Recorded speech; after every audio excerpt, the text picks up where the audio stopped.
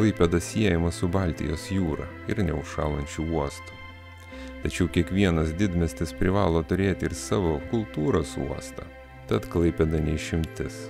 Mes turime Klaipėdos universitetą, kuris kaip ir smėlėtas jūros krantas yra mūsų miesto identiteto dalis. Dar 1991 m.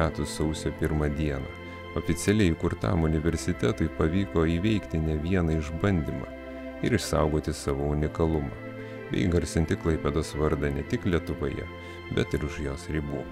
Unikalūs yra ir pastatai, kuriuose įsikūrusi ši alma mater.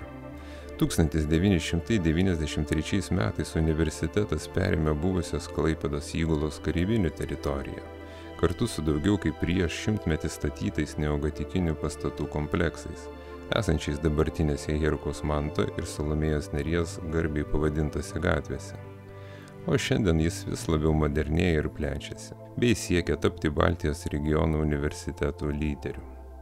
Siekime augti ir mes, tad minime savotišką jubiliejų.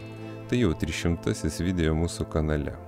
Todėl tikimės ir tolimesnio jūsų palaikymo patiktukais, komentarais ir žinoma kanalo prenumeratos. Ačiū, kad esate kartu su Klaipėda TV.